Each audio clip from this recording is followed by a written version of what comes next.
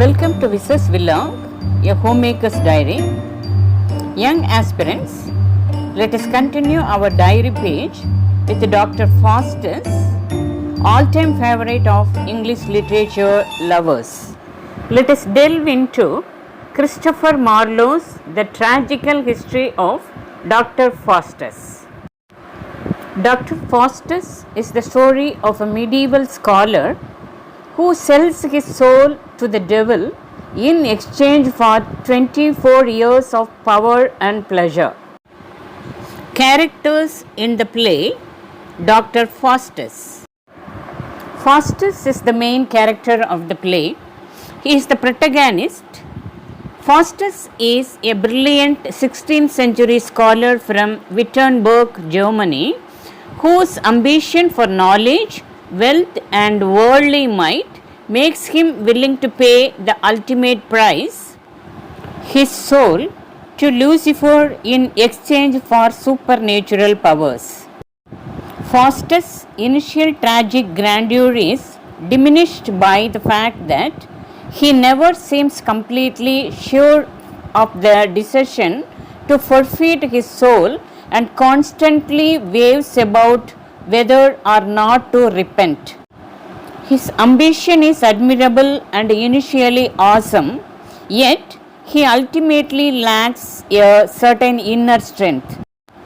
He is unable to embrace his dark path wholeheartedly, but is also unwilling to admit his mistake. The next important character is Mephistopheles. Mephistopheles is a devil whom Faustus summons with his initial magical experiments. Mephistopheles' motivations are ambiguous. On the one hand, his apt expressed goal is to catch Faustus' soul and carry it off to hell. On the other hand, he actively attempts to dissuade Faustus from making a deal with Lucifer by warning him about the horrors of hell.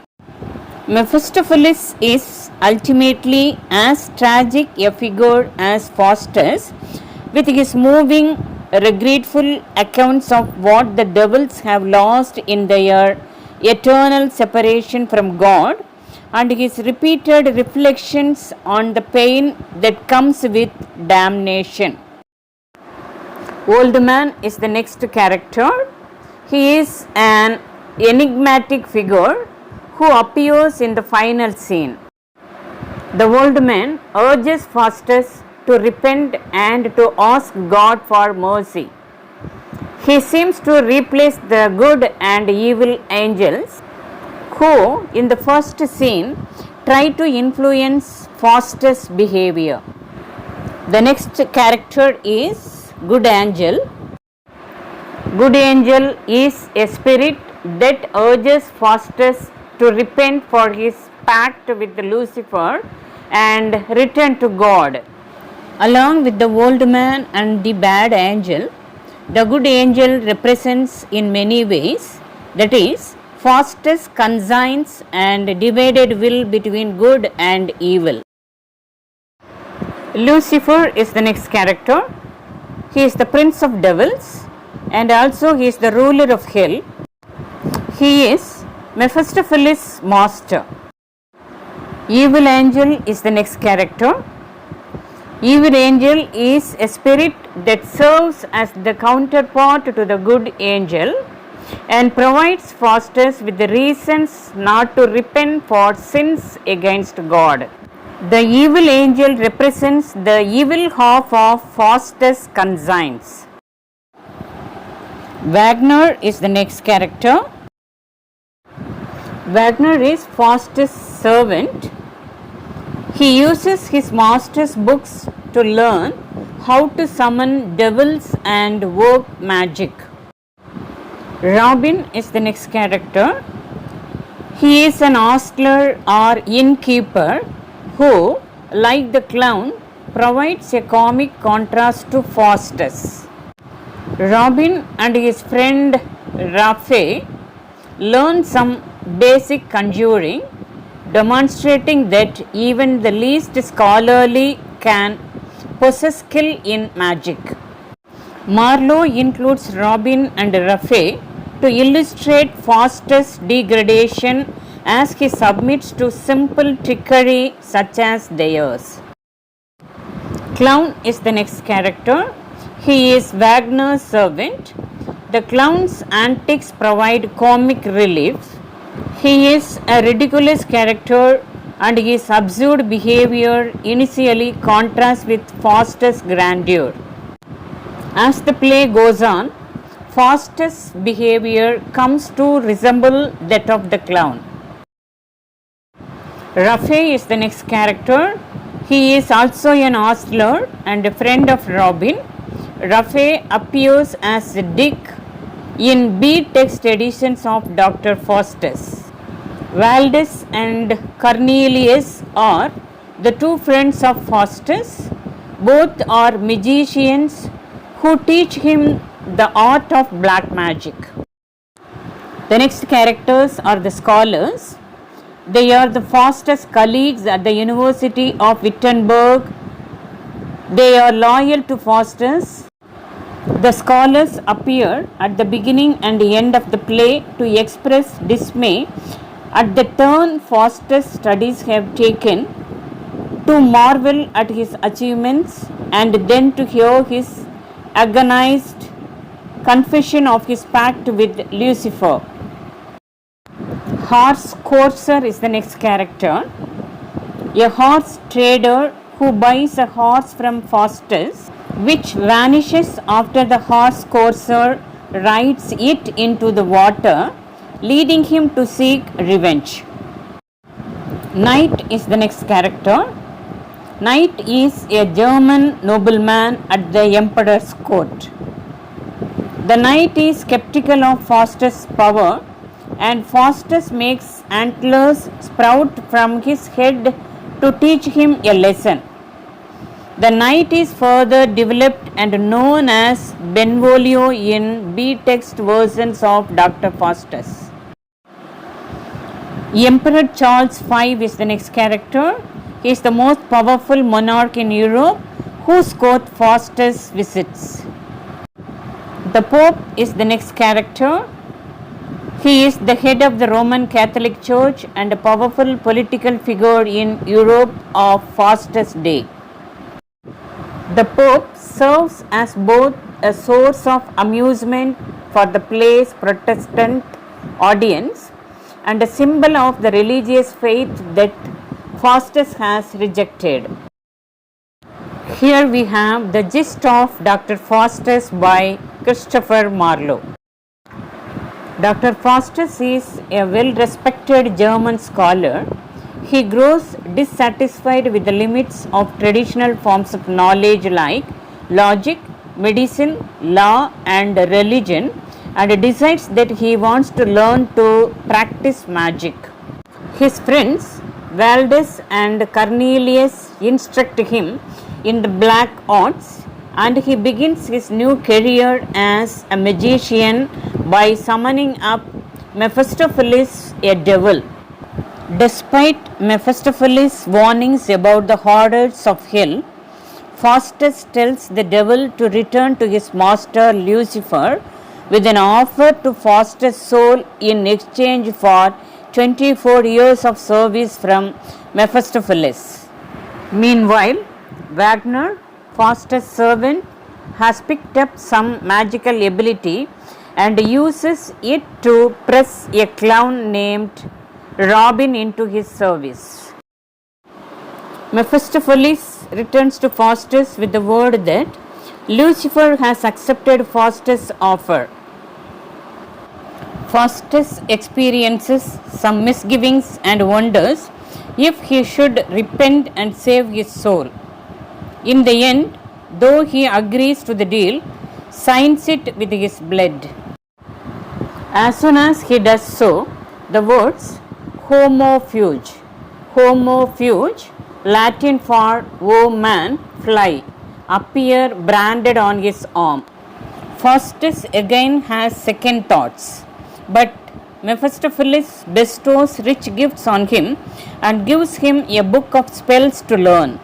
Later, Mephistopheles answers all of his questions about the nature of the world, refusing to answer only when Faustus asks him who made the universe. This refusal prompts yet another bout of misgivings in Faustus, but Mephistopheles and Lucifer bring in personifications of the 7 deadly sins to prance about in front of Faustus, and he is impressed enough to quiet his doubts. Armed with his new powers and attended by Mephistopheles, Faustus begins to travel. He goes to the Pope's court in Rome, makes himself invisible, and plays a series of tricks. He disrupts the Pope's banquet by stealing the food and boxing the Pope's ears. Following this incident, he travels through the courts of Europe with his fame spreading as he goes.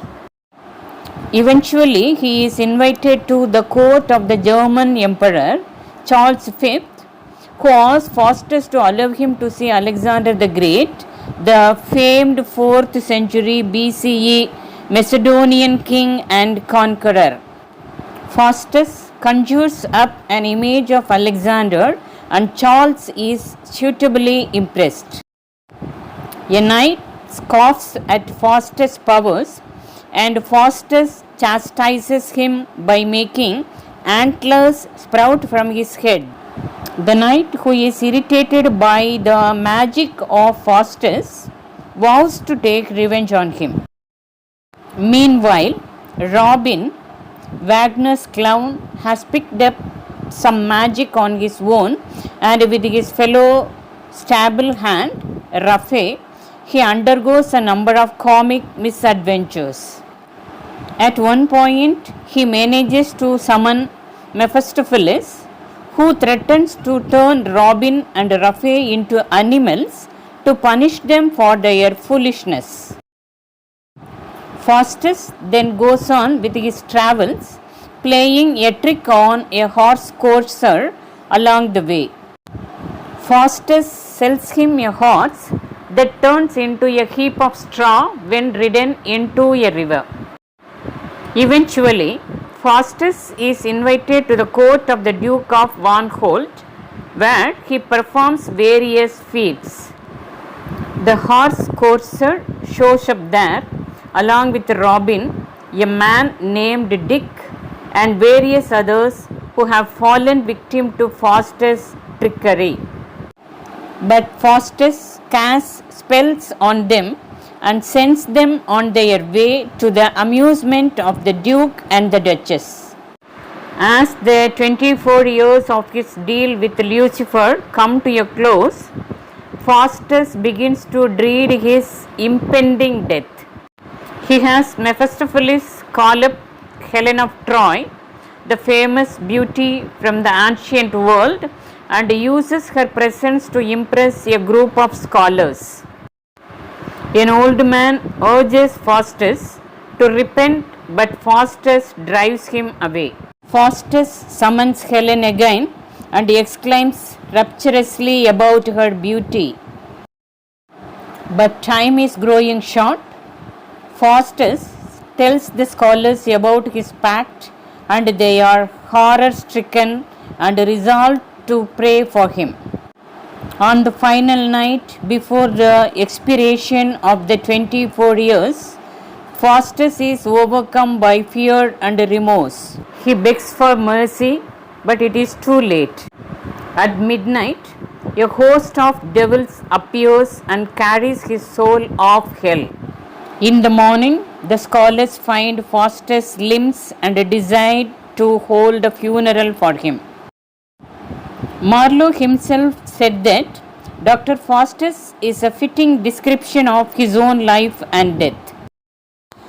In his youth days, Dr. Faustus dismissed heaven and hell as old wives' tales. He wants to become a mighty god. He wishes to rise above the human level, but in the end, he stoops to the inanimate level to escape from the clutches of the devils. Doctor Faustus படிக்கல எனக்கு கவிஞர் கண்ணதாசனோட life history ஞாபகம் வந்தது. கவிஞர் கண்ணதாசன் முதல்ல ஒரு கோப்பையிலே என் குடியிருப்பு, ஒரு கோலமகள் என் துணை இருப்பு அப்படின்னு எழுதுகிறாரு. கொஞ்ச நாளைக்கு அப்புறம் அர்த்தமுள்ள இந்து மதம் அப்படிங்கிற ஒரு வேல்யூபிளான ஒரு புக்கை எழுதுகிறாரு. கவிஞரின் கவிதைகளை விட அர்த்தமுள்ள இந்து மதத்தை படிக்கிறதுக்கு இப்போ இருக்கக்கூடிய எல்லாருமே லைக் பண்ணுறாங்க. ஸோ பவராக இருந்தாலும் சரி, பணமாக இருந்தாலும் சரி, there is a limit for everything அப்படிங்கிறது டாக்டர் ஃபாஸ்டஸ் மூலமாக கிறிஸ்டோபர் மார்லோ நமக்கு சொல்கிறாரு. So we have to follow that.